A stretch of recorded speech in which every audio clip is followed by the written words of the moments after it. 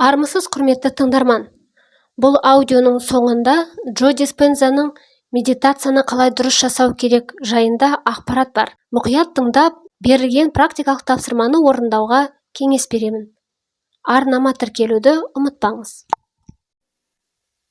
Доктор Джо Диспенза. Ақылдың мүмкіндігі шексіз. 3-ші тарау. Кванттық әлемдегі әлеуеттерді баптау. Денемізден, қоршаған ортадан және уақыттан шығып кету оңай емес. Бірақ бұл соған тұрарлық, өйткені біз 3 өлшемді шындықтан ажыраған сәтте мүлдем басқа кеңістікке, шексіз мүмкіндіктер әлеміне кіретін боламыз. Ол кванттық әлем деп аталады. Оны сипаттау қиын, өйткені бұл шындық физикалық әлемдегі өзімізге таныс еш нәрсеге ұқсамайды. Өзімізге жақсы таныс, біздің әлемімізде жұмыс істейтін ньютондық физиканың ережелері онда жұмыс істемейді. Кванттық немесе біртұтас өріс, ол көрінбейтін энергия мен ақпарат өрісін білдіреді. Интеллектуалды немесе саналы өріс десек те болады. Ол кеңістік пен уақыттан тыс өмір сүреді. Онда физикалық немесе материалдық ештеңе жоқ. Ол 5 сезім мүшесімен сезінуге болатын нәрсенің барлығынан тыс. Десек те, дәл осы біртұтас энергия мен ақпарат өрісі табиғаттың барлық заңын басқарады. Ғалымдар осы процесті есептеп, өлшеуге, оған толық түсінік беруге тырысуда. Олар үнемі жаңа нәрселер ашумен келеді. Өзімнің білімім мен тәжірибеме сүйене отырып, барлық ғалам мен галактикада тәртіпті сақтайтын энергия ретінде өзін-өзі ұйымдастыратын интеллект бар деп есептеймін. Кейбіреулер маған мұндай идеяның ғылыми емес екенін айтуы мүмкін. Оларға мен сұрақпен жауап беремін. Жарылыстан кейін не болады? Тәртіп пе, әлде тәртіпсіздік пе? Әлбетте олар маған тәртіпсіздік деп жауап береді. Сонда мен неліктен онда бүкіл әлемнің жарылысынан кейін барлық жарылыстың ең қуаттысы саналатын тәртіп пайда болды деп сұраймын. Бұл интеллект энергиясын және материясын ұйымдастырып, оған пішін беру үшін сондай-ақ табиғаттың барлық күшін біріктіру керек еді. Осы интеллект, энергия кванттық немесе біртұтас өріс. Кванттық өрістің не екенін түсіну үшін жер бетінен барлық адам мен заттың, жан-жануарлар мен өсімдіктің, сондай-ақ табиғи немесе адам қолымен жасаған басқа да физикалық объектілердің жойылғанын елестетіңіз. Барлық континент, мұхиттар және тіпті жердің өзі де жоқ. Планеталар, олардың серіктері мен күн жүйесіндегі жұлдыздар да жойылған. Содан кейін біздің галактикамыздағы басқа жүйелерді, одан кейін бүкіл ғаламдағы барлық галактиканы алып тастаңыз. Ауа да, тіпті көзбен көре алатын жылт еткен жарық та жоқ. Тек қана абсолютті қараңғылық, бос, нөлдік кеңістік. Мұны есте сақтау маңызды, себебі сіз сана ретінде қазіргі сәттегі біртұтас өріске шыққанда өзіңізді шексіз қара кеңістікте табасыз. Физикалық ештеңе жоқ. Енді елестетіңіз, физикалық денеңізден айырылғандықтан сіз ол жерде ештеңе көрмейсіз, көру қабілетіңіз мүлдем жоқ. Сонымен қатар есту, сипап сезу, иіс сезу немесе дәм сезу мүмкіндігіңіз де жоқ. Сізде ол жерде ешқандай сезім жоқ. Кванттық әлемде сізде қалған жалғыз нәрсе – ол сана ғана.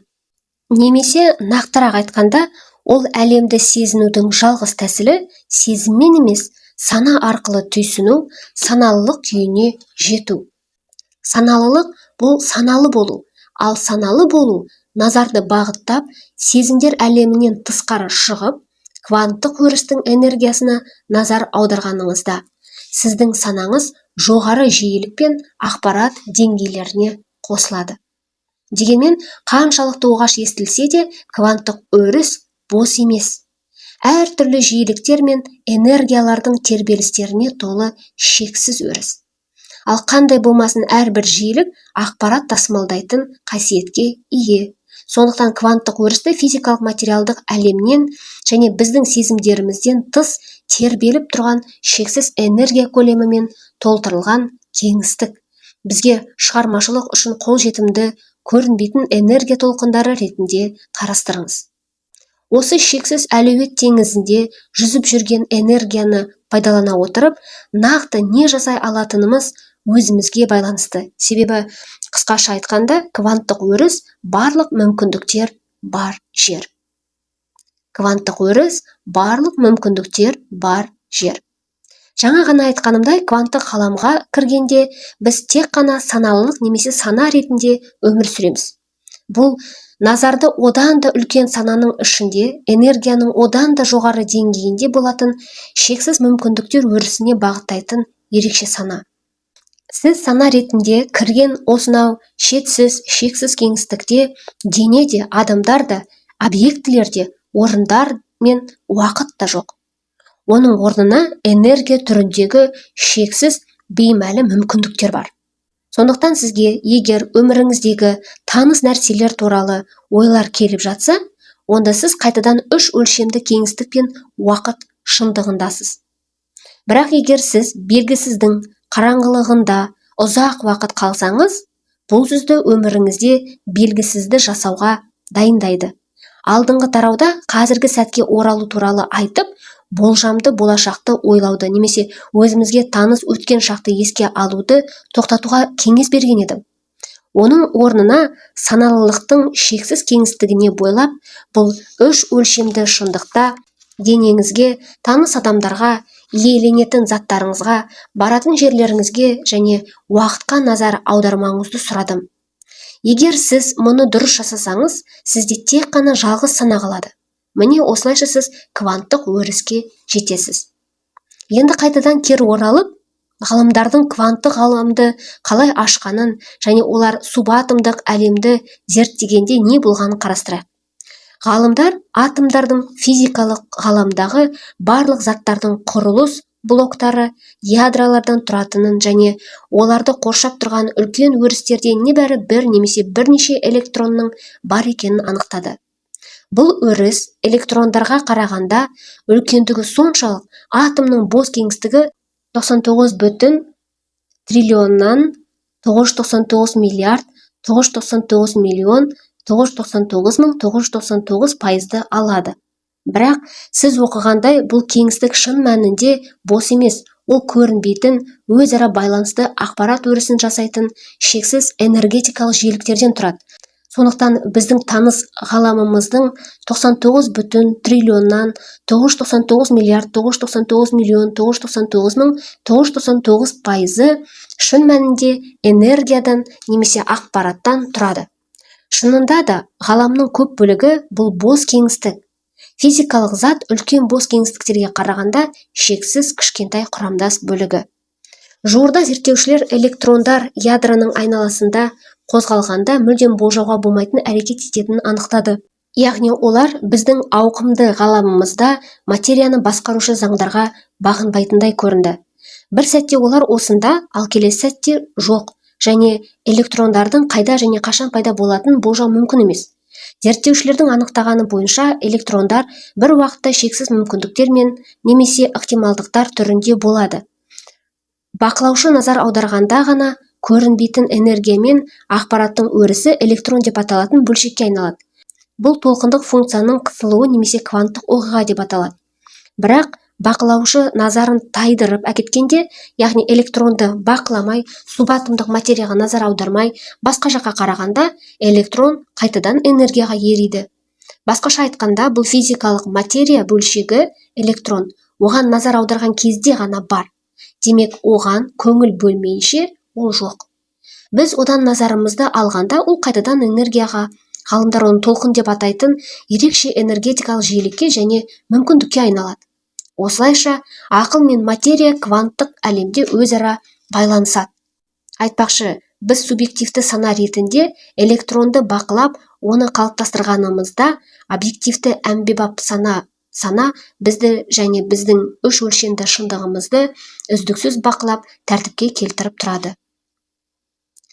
Сонымен, сіз үшін бұл мынаған келіп саяды. Егер әр күні өз өміріңізге бір деңгейдегі ақылмен қарасаңыз және өткеніңізге негізделген болашақты болжауға тырыссаңыз, шексіз энергия өрісін өмір деп аталатын ақпараттың дәл сол паттерніне қысасыз. Мысалы, егер сіз таңертең оянып, менің сырқатым қайда екен деп ойласаңыз, сіздің таныс ауруыңыз жақын арада пайда болады, өйткені сіз оның пайда болуын күттіңіз.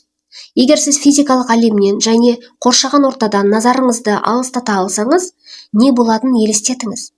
Алдыңғы бөлімде сіз егер денеден назарды алғанда, сіз енді дене болмайтыныңызды, сезімдеріңізге қол жеткізу мүмкіндігіңіз жоғалатынын білдіңіз. Демек, өміріңізде қандай да бір орын алатын адамдардан назарыңызды алсаңыз, сіз бұдан былай ешкім емессіз. Яғни өзіңізді ата-ана, серіктес, туыс, дос, тіпті қызметкер, діни қауымның мүшесі, саяси партияның өкілі немесе қандай да бір ұлттың өкілі ретінде сезбейсіз. Сізде нәсіл, жыныс, жыныстық бағдар, жас деген болмайды. Назарыңызды физикалық ортадағы заттар мен орындардан алшақтатқанда, сіз өзіңізді еш жерде таба алмайсыз. Ақыр соңында, егер сіз тізбекті уақыттан, өткен шақ пен болашақты қамтитын назарыңызды алсаңыз, уақыттан тыс мүмкіндігі мол қазіргі сәттен, кванттық өрістен бірақ шығасыз. Физикалық әлеммен өзін сәйкестендірмегендіктен және оған тәуелділік сезінбегендіктен сіз материяға материя арқылы әсер етуге тырыспайсыз. Сіз материядан тыс уақыт пен кеңістікте дене ретінде өзін анықтаудан тыссыз. Сіз бірдей бір тұтас қараңғылықтасыз. Онда ешқандай материалдық нәрсе жоқ. Бұл мен алдыңғы бөлімде сипаттаған қазіргі сәтте болу практикасынан туындайтын тікелей нәтиже. Ол жағдайда сіз энергияңыз бен назарыңызды материядан тыс барлық мүмкіндіктің бар екенін көрсететін белгісіз өріске бағыттайсыз. Бұл ақпаратты немесе сананы тасымалдайтын көрінбейтін жиіліктерден тұратын өріс.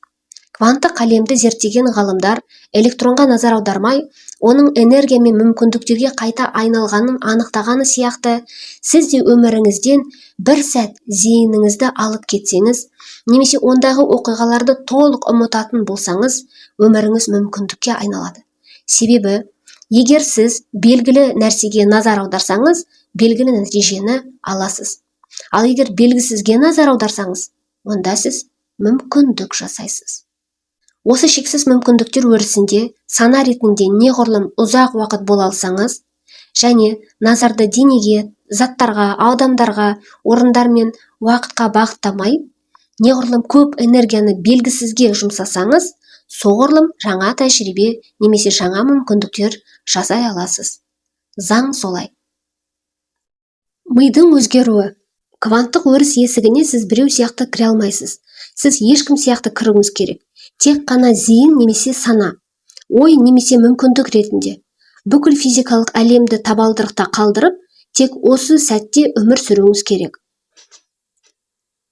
Алдыңғы тарауда атап өткенімдей, бұл процесс сіздің ойларыңызға әсер еткен сол эмоцияларға кем дегенде уақытша химиялық тәуелділіктен арылуды және үйреншікті сезімдерден бастан кешіруді тоқтатуды, материяның үш өлшемді әлеміне, бөлшектерге назар аударуды тоқтатуды және оның орнына энергияңызды мүмкіндікке, толқын, яғни бағыттауды талап етеді.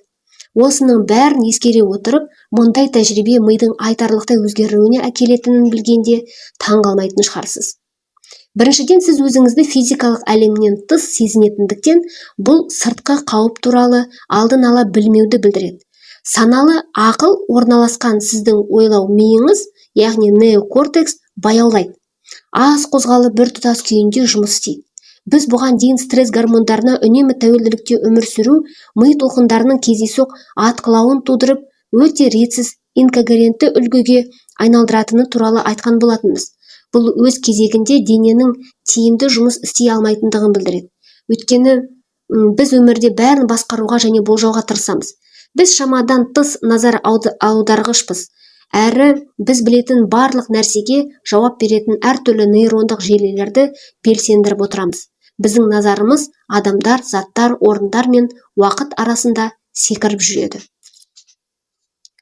Осы шақ күйіне ене алсақ, физикалық ештеңе жоқ ақпараттың шексіз өрісі мәңгілік бос орынды, ешкімді, ештеңені, кез келген жерді немесе уақытты талдап ойламайтын болсақ, біз миымыздағы жүйке жүйелерінің ешбір бөлімін белсендірмейміз. Біз сыртқы ортаны толтыратын материяға, заттарға, адамдарға, орындарға, денемізге және уақытқа назар аударуды тоқтатып, Оның орнына шексіз қараңғылықтың шексіздігін сезініп, назарымызды ештеңеге, ғарышқа, энергия мен ақпаратқа бағыттайтын болсақ, онда миымыз өзгере бастайды. Бөлінген әртүрлі аймақтар енді бірігіп біртұтас күйге қарай жылжиды. Әртүрлі нейрондық қауымдастықтар кеңейіп, үлкен қауымдастықтар құрады. Олар синхрондалып, ұйымдасып бірігеді. Синхрондалған ми өзара байланысқан ми. Сіздің миыңыз когерентті болған кезде, сіз де когерентті боласыз. Ол белгілі бір тәртіппен реттелген кезде сіз де реттелесіз, және ол жақсы жұмыс істегенде сіз де жақсы жұмыс істей бастайсыз. Қысқаша айтқанда, ол бір тұтас әрекет еткенде сіз үлкен тұтастықты сезінесіз. Басқаша айтқанда, сіз бір өріске сана ретінде қосыла бастағанда, немесе оған назар аудара отырып, оны біле бастағаныңызда, биологияңыз біріккен және бір тұтас болады. Өйткені бір тұтас өріс анықтамасы бойынша біріктіруші энергия. Инкогеренттілік пен когеренттілік арасындағы айырмашылықты жақсы түсіну үшін бірінші суретті қараңыз. Көріп отырғаныңыздай, ми толқындары когерентті кезде олар бір-біріне қатысты синфазалы жұмыс істейді. Олардың қырлары, жоғары нүктелері мен табандары, төменгі нүктелері сәйкес келеді. Когерентті ми толқындары реттелгендіктен олар күштірек, яғни бір тілде сөйлейді деуге болады. Бірде қарқынды ұстанады, бірде музыкаға елітіп, бірде жиілікті бөліседі. Осылайша олардың қарым-қатынасы оңайырақ болады. Олар тура мағынасында бір толқынның бойында. Ми толқындары инкогерентті болған кезде электрохимиялық хабарламалар немесе олар жіберетін сигналдар шашыраңқы, әркелкі тербеліс жасайды. Сөйтіп, дене оңтайлы қалыпта жұмыс істей алмайды. Кванттық әлемге енген кезде миымыз бастан кешіретін екінші өзгеріс мынау. Ми толқындары төменгі жиілікте қозғала бастайды да, бета диапазонынан когерентті альфа диапазоны мен тета диапазонына ауысады. Екінші суретті қараңыз. Бұл өте маңызды, өйткені біз ми толқындарын бәсеңдеткен сайын санамыз неокортекстан шығып, ортаңғы миға, лимбиялық миға енеді де, сол жерде автономды жүйке жүйесіне, дененің сублиминалды операциялық жүйесіне қосылады. Жүйке жүйесінің бұл бөлігі ас қорытуға, гормондардың бөлінуіне, дене температурасын реттеуге, қандағы қант деңгейіне, жүрек ырғағын сақтауға, инфекциялармен күресетін антиденелерді өндіруге, зақымданған жасушаларды қалпына келтіруге және басқа да көптеген функцияларға жауап береді. Жалпы автономды жүйке жүйесі ағзаның тіршілік әрекетін қамтамасыз етеді. Оның негізгі жұмысы мимен сайып келгенде дененің тепе-теңдікте болуы үшін тәртіп пен гомеостазды сақтау. Біз осы сәтте ешкім емес, яғни тұлғасыз, денесіз, орынсыз және уақытсыз болған сайын біздің миымыз соғұрлым интеграцияланған және біртұтас болады. Міне сол кезде автономды жүйке жүйесі іске қосылып, біздің денемізді сауықтыра бастайды, өйткені біздің санамыз оның санасына қосылады. Ми толқындарының өзгеруіне сай сананың ағыны ойыдынады. Басқаша айтқанда, осы сәтте болған кезде сіз өзіңізге жол ашасыз. Таза санаға, таза зейінге айналып, ми толқындарын бета диапазонынан альфа тіпті тета диапазонына ауыстыру арқылы денені сауықтыруды саналы ақылға қарағанда әлдеқайда жақсы білетін автономды жүйке жүйесін жұмыс істеуге және миыңызды қажетсіз қоқыстардан тазартуға шақырасыз. Міне, ми мен жүрек когеренттілігіне қалай қол жеткізесіз? Егер сіз түрлі түсті қосымшадағы иллюстрацияларға қарасаңыз, бірегей өріс үшін сана фокусын ашқан кезде студенттер миының екі түрлі синтеграммасын көресіз. Суретте альфа диапазонындағы когерентті синхрондалған ми толқындары мен тереңірек тета диапазонындағы когерентті синхрондалған ми толқындары көрсетілген. Егер бұл жағдайда сіз белгілі нәрсені өзіңізге таныс өмірді шиырлай бермей, оның орнына энергияны белгісіз нәрсеге салуды жалғастыра берсеңіз, ақшаны банктік шотқа салғандай, онда сіз жаңа мүмкіндіктер жасайсыз. Ғалымдар оны бақылауды тоқтатқаннан кейін, кванттық өрістің материалдық емес энергиясына сіңіп жоқ болатын материалдық электрон сияқты, сіз де өзіңіздің ауырсынуыңызды, күнделікті өмірдегі проблемаларыңызды бақылауды тоқтатып, өзіңізге шексіз мүмкіндік, таза потенциал түріндегі энергияны қайтарасыз. Барлық заттар жүзеге асатын жерде, кеңістік пен уақыттан тыс, дәл осы жерге келу арқылы ғана сіз нақты өзгерістер жасай аласыз. Барлық заттар жүзеге асатын жерде, кеңістік пен уақыттан тыс, дәл осы жерге келу арқылы ғана сіз нақты өзгерістер жасай аласыз. 2016 жылы Вашингтондағы Такома қаласында өткен 4 күндік семинарда біз оның қалай жұмыс істейтінін түсінуге тырыстық. Біз электроэнцефалографты қолдана отырып, электроэнцефалограф бұл адамның миындағы электрлік белсенділікті өлшейтін медициналық құрылғы. Қолдана отырып семинарға қатысушы 117 кісінің ми толқындарын өлшедік. Электроэнцефалограф өлшемдері семинарға дейін және одан кейін жүргізілді. Екі экспериментте де біз мидағы өзгерістерді тіркеп жазып отыруға тырыстық. Бірінші эксперимент қатысушылардың ми толқындарын альфа диапазонында кем дегенде 15 секунд ұстау қабілетімен анықталған медитация күйіне жету үшін қанша уақыт қажет екенін анықтады. 4 күндік семинардың соңында қатысушылардың медитация жағдайларына 20%-ға жылдам жеткенін анықтадық.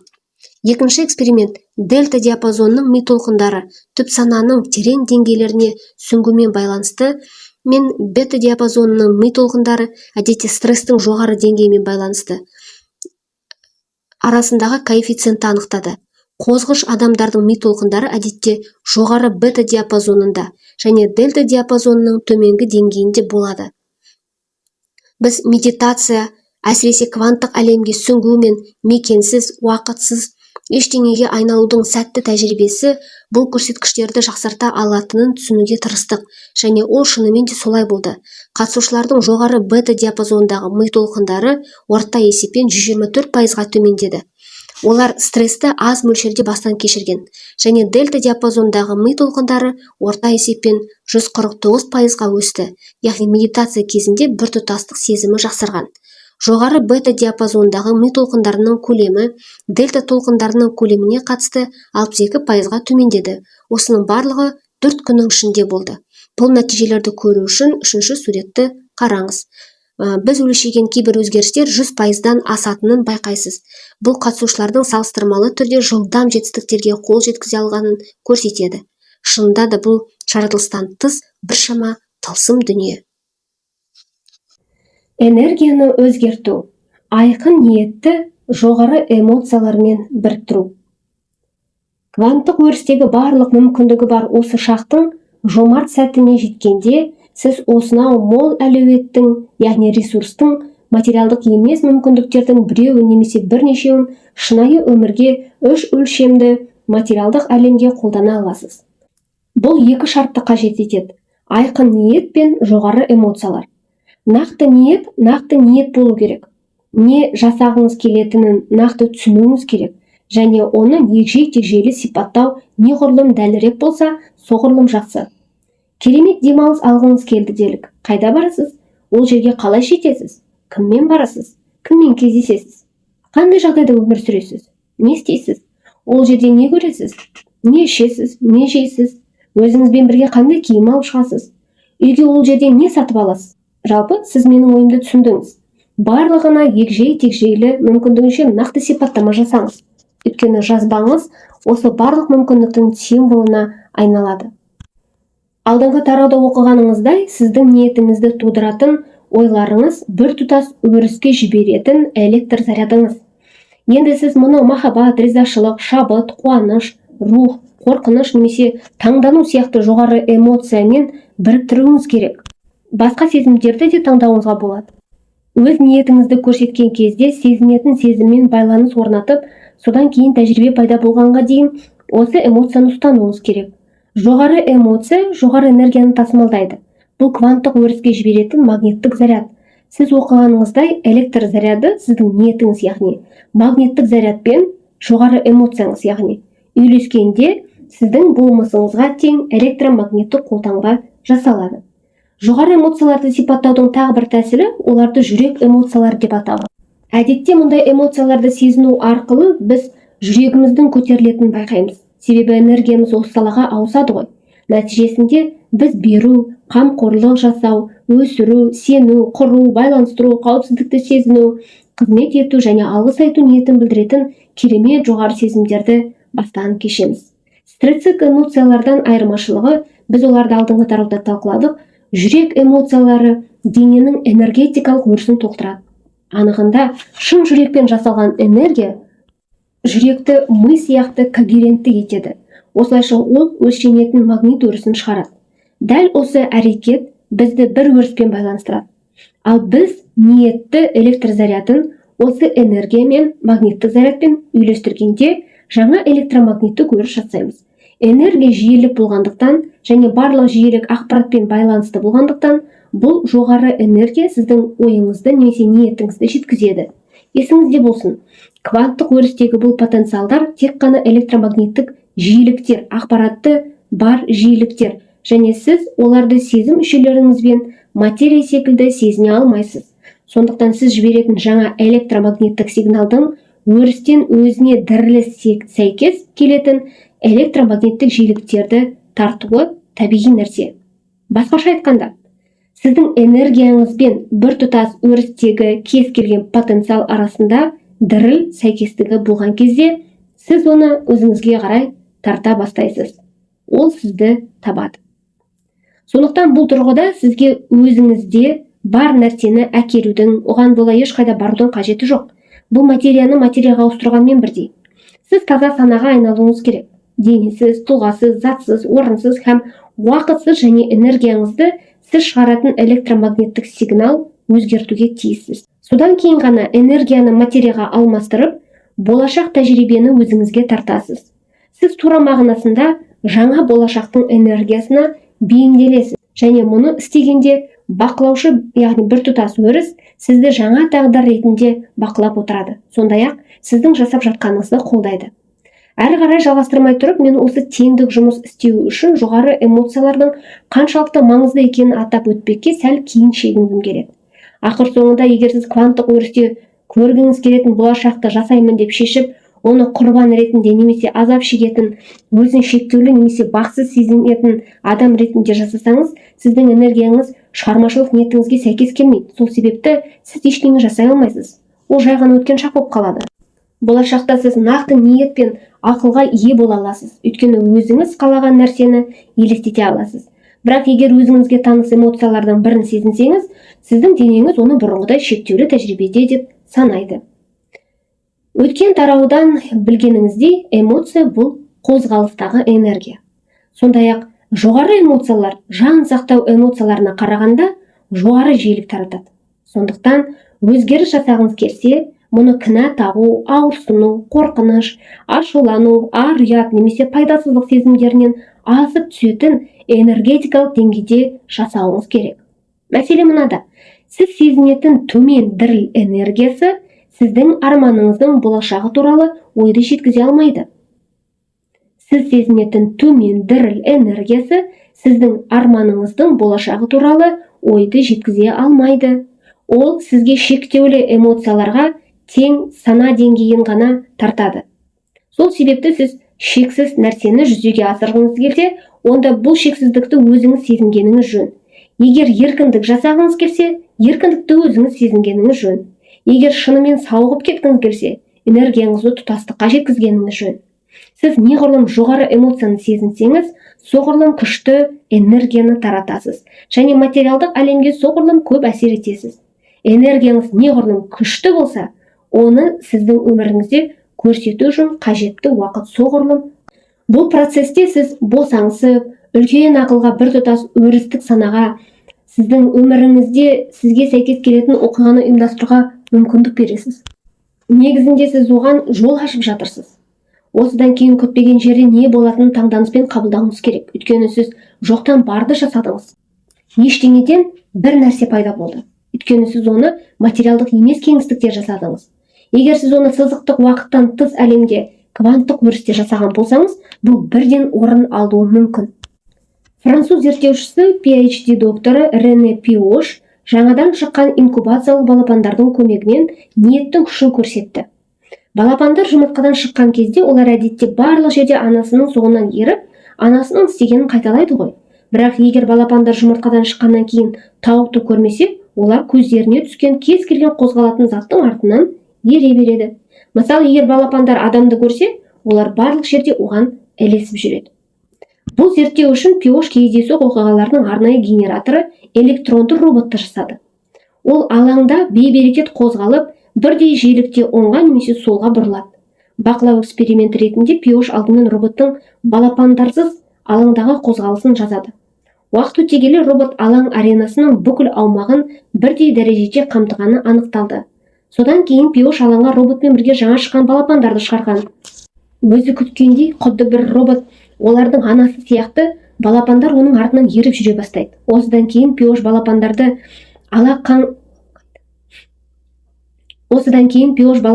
алаңқайдан алып торға салып қойды. Олар роботты көрді, бірақ торда қамаулы тұрғандықтан оған жақындай алмады. Содан кейін таңғаларлық жағдай орын алады. Өз анасына, яғни роботқа жеткісі келген балапандардың ниеті роботтың кездейсоқ қозғалысына әсер еткен.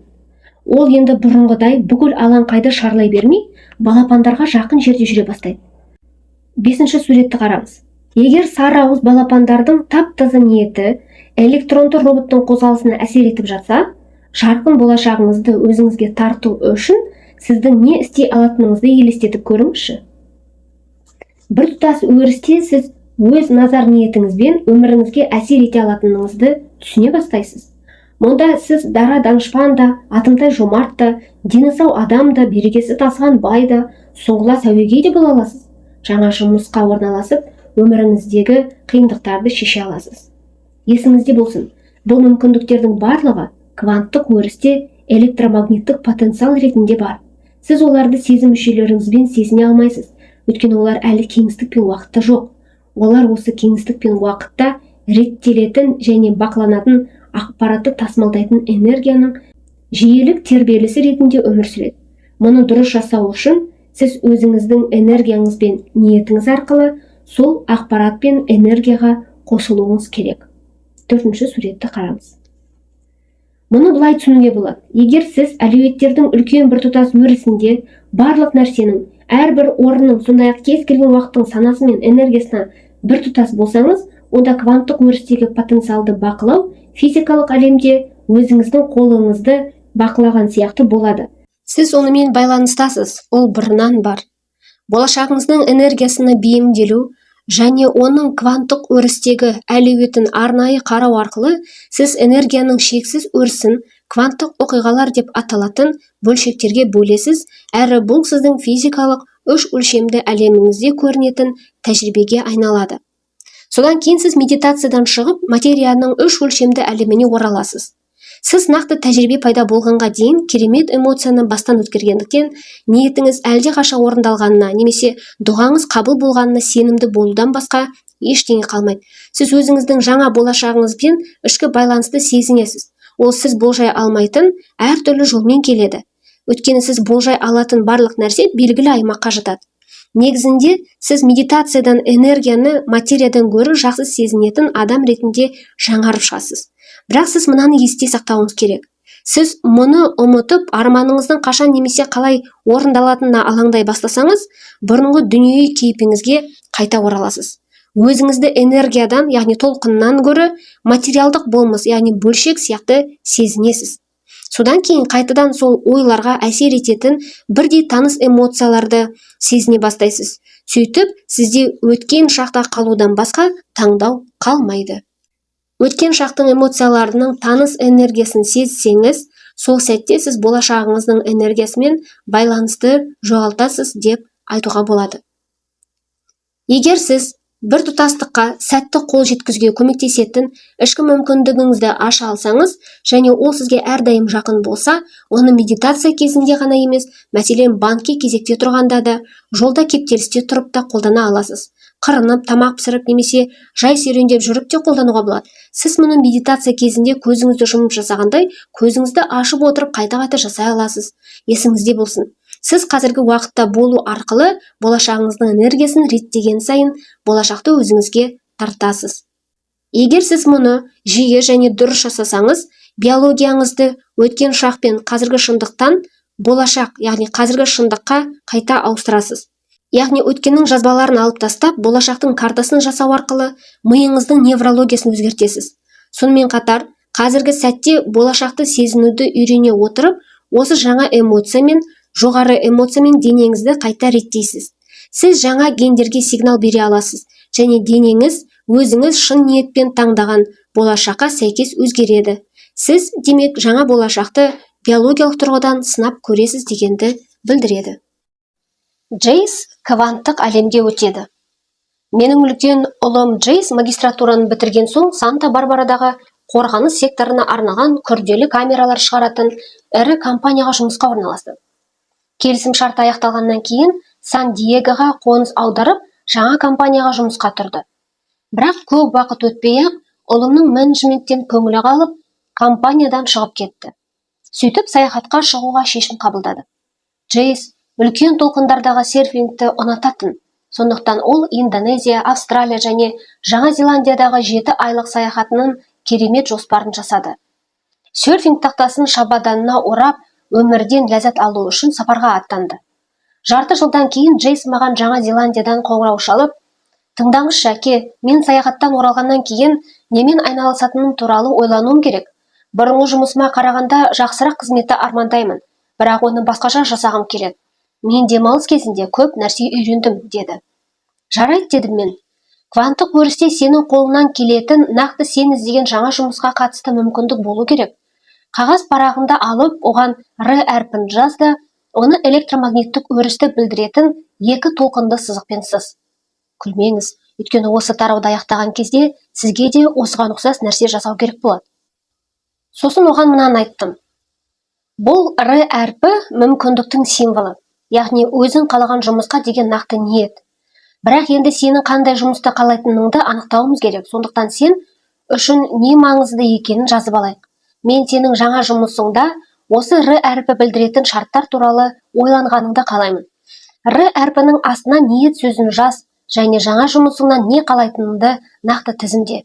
Қашан және қалай болу керек екенін, сондай-ақ қалағаныңның барлығын жаза аласың.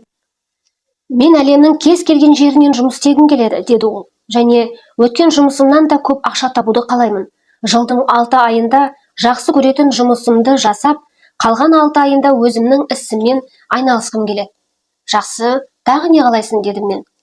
«Ешкімге тәуелді болмай, өзім би, өзім қожа болып, өз командамды басқарғым келеді». «Жарайды, енді сенде нақты ниет пайда болды», деп қуаттадым ұлымның сөзін. «Әрқашан Р жайлы ойлағанда, сен бұл әріпті қазір оған енгізілген мағынамен, қалаған жұмысының барлық қасиетімен байланыстыра аласың ба?» Ол істей алатынын айтты. Содан кейін мен одан қалағаны орындалған кезде өзін қалай сезінетіні туралы ойлануын өтіндім. Жаңа жұмысының қасиеттерін түсіндіретін түпсана ниеттерінің жанына немесе астына жоғары эмоциялар менің болашағымның энергиясы деп жаз, дедім. Енді бұл қандай эмоциялар екенін бір-бірлеп тізімдеп шығайық. Табандылық, өмірге құштарлық, еркіндік пен разылық, деді ол өзінің жаңа жұмысын тарту үшін қажетті жоғары эмоцияларды санамалап. Енді барлығын ретке келтіру ғана қалды. Джейстің не істегенін көру үшін 6-шы суретті қараңыз. «Сенің уақытың жеткілікті ғой, қазір қолың бос, өз рахатыңа ақ жал толқындарды бағындырып, теңізде жүзіп жүрсің», деді мен оған. «Сондықтан өзіңе жаңа болашақ құру оңайға түсу керек. Сен күн сайын бір тұтас өрістен жаңа белгі тарату үшін қажет нәрсенің барлығын жасайсың». Ол келісті. Содан кейін мен оған қазіргі сәтті тауып, болашаққа ниетін жеткізе алатындай энергияны шоғырландыру және көтеру процесімен айналысу қажеттігін ескерттім. «Бұл таңбаны ойша көз алдыңда ұста, денеңнен тыс кеңістікке энергия жібер», деп тағы да қайтадан есіне салдым.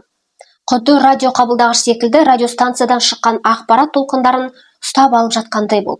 Сенің назарың осы энергияда неғұрлым ұзақ болса, болашағының энергиясын соғұрлым көп қабылдап, тәжірибені өзіңе тез шақыруға мүмкіндігің бар. Сондықтан болашақ өмірдің энергиясына қосыл. Есіңде болсын, сен өріске не жіберсең де, бұл сенің тағдырмен қарым-қатынасың. Сенің энергияң мен осы күш арасында діріл сәйкестігі болған кезде, ол сені табады. Сонымен, Джейс, не шештің? Сол жерде қалалысың ба? «Я», деп жауап берді ол. «Сен осы күйде болғанда, өзіңнің жаңа жұмысыңда не істейтініңді ойлауыңды қалаймын», деп жалғастырдым мен. «Нені таңдайсың? Сені қандай тәжірибе күтіп тұр, және ол саған қандай сезімдер сыйлайды? Мен сенің осы болашақ шындықты дәл қазіргі сәтте сезінуіңді қалаймын. Жай ғана болмыстың осы жаңа күйінен болашағыңды есіңде сақтап қал. Адамдардың көпшілігі өмірде түрлі қиындықтарды күтетіні сияқты, мен ұлымнан керісінше жаңа жұмысымен байланысты болуы мүмкін ең керемет сәттерді алдын ала сезінуін сұрадым. Серфингпен айналысуға және саяхаттауға қалатын уақытыңды ойла. Командаңа жинайтын адамдарды, олардың мықты жағын, сондай-ақ жаңа үй мен көлікке жинай алатын ақшаңды да ойла, деп жігерлендірдім. Осы идеялармен өзіңді күн сайын шабыттандар. Сіз соңғы тараудан оқитын пианистер мен атлеттер сияқты, соңғы тарауда айтылатын мысалдар бойынша, Джейс те дәл қазір миы мен денесін өзі қалаған болашақта өмір сүріп жатқандай жаттықтыруды жоспарлады. Назарыңды қандай нәрсеге аударсаң да энергияға толы болғандықтан, деп жалғастырдым мен, бар зейінің мен энергияңды жаңа болашаққа бағыттағаныңды қалаймын. Таңертең жуыну үшін ваннаға бара жатқаныңда сенің тәнің ақылдың артынан ергені сияқты, егер осы үдерісті жалғастыра берсең, тәнің ақылдың соңынан беймәлімге де ілеседі. Джейс күн сайын медитация жасауға келісті. Ол саяхатынан 1 айдан кейін оралды. Сөйтіп, Лос-Анджелеске келген бойда маған хабарлама жазды. Сәлем әке, мен келдім, қазір ақштамын, біз сөйлесе аламыз ба? Бәрі өзім күткендей болды. Мен оған қоңырау шалып, істері қалай жүріп жатқанын сұрадым. Тамаша, деп жауап берді Джейс. Бірақ мен біраз қиын жағдайда қалдым. Қазір не істерімді білмей тұрмын. Әрине, әке ретінде мен оған уайымдама балам. Бәрі жақсы болады. Мен саған қазір ақша жіберемін. Қайтара алғанда қайтарасың дегім келді. Бірақ менің әкелік сезімім емес, ұстаздығым жеңіп кетті де мен оған былай деп жауап бердім. Бұл жақсы, өйткені сен шынында да бір нәрсе жасауың керек. Сен енді белгісіздікте тұрсың. Маған хабар беріп тұр, деп телефонды қоя салдым. Айтуын айтсам да бір түрлі жайсыздықты сезініп, ұлымнан қатты ыңғайсыздандым. Мен ұлымды қатты жақсы білемін. Сондықтан оның қиындықтармен бетпе-бет келіп, өзін жетілдіруге деген ынтасы мен жігерін жоғалтпайтынына сенімді болдым. Ол жаңа жағдайға бейімделіп, оған барынша жауапкершілікпен қарап, өзін дамытуға бар күшін салатынына тіпті күмәнім болған жоқ. Джейс шынында да қатты қиналды. Сол себепті өз ісіне шындап кірісті. Алдымен Санта-Барбараға барып, колледждегі достарымен кездесті. Олар жыл сайынғы дәстүр бойынша тауға шаңғы тебуге барды. 4 күн демалғаннан кейін Джейс Санта-Барбарада тағы біраз уақытқа қалды да, үйге қайтар алдында серфинг жабдықтары сатылатын дүкенге бас сұғады. Сол жерде кездейсоқ әлемдегі ең мықты серфинг тақтасының қанаттарын жасайтын танымал дизайнерді көріп қалады. Джейс дизайнермен танысып, екеуі біраз әңгімелеседі. Әңгіме үстінде ол Джейске былай дейді. Мен серфбордтардың қанатын әзірлеу үшін инженер іздеп жүрмін. Біз бірге осы индустрияда революция жасай аламыз. Маған кемінде жарты жылға жұмыс істейтін адам керек, әрі ол өзінің талабын қойып, өз ережесі бойынша жұмыс істей алады. Не істегісі келсе, соны жасайды. Мен үшін ең маңыздысы сапалы нәтиже. Әрі қарай не болғанын түсінген шығарсыз. Джейс келісім шартқа отырып, оны қалаған уақытында ұзартуға мүмкіндік алды. Қазір ол бұрынғыдан да көп табыс табады және өзінің жұмысын өте жақсы көреді. Өйткені серфингпен айналысу оның үлкен құштарлығы. Кейде ол маған, мен мұнда анда-санда келіп бірдеңе жасағаным үшін ақша алатыныма сенбеймін деп хабарлама жазады. Жұмысында өзі би, өзі қожа десе де болғандай, кеңсеге байланбайды және өзі жасаған жаңа қанаттарды сынау үшін үнемі серфингпен айналысу керек. Әрине ол өмірінен рахат алады. Жұмыс іздеп компанияларға түйіндеме жіберу, ілеспе хат жазу, немесе сұхбатқа бару қажет болған жоқ. Қажетті тәжірибе оны өзі тапты. Біз өзімізді уақыт пен кеңістіктен тыс ешкімге де еш нәрседе болмай, таза сананың кеңістігіне оралатын сәтте, сыртқы әлемнің мазалайтын әсерлерінен назарымызды аламыз. Бұл әсерлер бізді ішкі сананың біртұтас өрісінде болудан айырады. Біз өзімізге қарай бұрылып, әрқашан біздің жанымызда болатын санамен бетпе-бет келеміз. Осылайша біз онымен байланысқа түскенде, ол бізге өзіміздің айнадағы бейнеміздей жауап қайтарады. Содан кейін ол біз көрсеткен арман тілекті бейнелейді. Біз осы материалдық емес кеңістікте неғұрлым көп уақыт өткізсек, назарымыз бен энергиямызды соған бағыттасақ, соғұрлым біртұтас өріске жақын боламыз. Ал мәңгілік әлеуеттер мекенінде болған кезде біз өз энергиямызды өзгертіп, сол арқылы өмірімізді де өзгертеміз. Біз оған жақындаған сайын белгісізге сенім арта отырып, 5 сезімнің материалдық әлеміне қайта оралмай, үш өлшемді шындыққа да кірмей, өз ішімізде бірлік пен тұтастықты сезінеміз. Бұл процесс қажеттіліктерімізді жоғалтқан нәрсемізді, бөлінуді, ауруларды және бұзылған тұлғаны толтырады. Тұтастыққа қол жеткізген кезде біздің биологиямыз да тұтастыққа ие болады. Құштарлық пен қажеттіліктің жоқтығы тұтастыққа жеткен кезде пайда болады. Біз еш нәрсеге мұқтаж болмағанымызда, кванттық алаңдағы барлық мүмкіндікті тек қана бақылап қоймай, назарымыз бен энергиямызды олардың біздің өмірімізде жүзеге асуына бағыттаймыз. Сондықтан мен сізге кванттық өрісте сізді қандай тәжірибе күтіп тұр деген сұрақ қоятын боламын. Баптауға дайындық. Бұл медитация белгілі бір дайындықты талап етеді. Біріншіден, сіздерге қандай әлеуетті тәжірибені бастан өткергіңіз келетінін мұқият ойлауды ұсынамын. Тәжірибе электрон сияқты материяға айналмас бұрын, кванттық өрісте энергия немесе жиілік түрінде бұрыннан бар екенін есіңізде сақтаңыз. Осы энергияға бейімделіңіз. Кейбір студенттер қажетті потенциалға бейімделу арқылы холестерин деңгейін төмендетті. Басқалары рак клеткаларын азайтып, қатерлі ісіктің жойылуына қол жеткізді. Кейбіреулері жаңа жұмысқа орналасып, керемет саяхатқа аттанды. Сондай-ақ салауатты қарым-қатынас орнатып, көл-көсір табысқа кенелгендері де болды. Тіпті мистикалық тәжірибе алып, лотереядан қомақты ұтысқа ие болғандар да бар. Біз осының бәрін өз көзімізбен көрдік. Ендеше алға, белгісізге қадам басыңыз. Қандай тәжірибе жасағыңыз келетінін шешкеннен кейін, оны бас әріппен елестетіңіз. Сосын параққа бірінші әрпін жазыңыз. Әріпті өміріңіздегі ерекше мүмкіндікті білдіретін белгі ретінде ойлаңыз. Әріпті жазу маңызды, өйткені жазу әрекеті сіздің ниетіңізді растауға көмектеседі. Содан кейін әріптің айналасына екі жартылай шеңберлі сызық сызып, кванттық өрісте қажетті потенциалмен сәйкес келу үшін денеңіздің айналасында қалыптастыруға қажетті электромагниттік алаңды бейнелеңіз. Енді осы әріпке түсініктеме қойыңыз.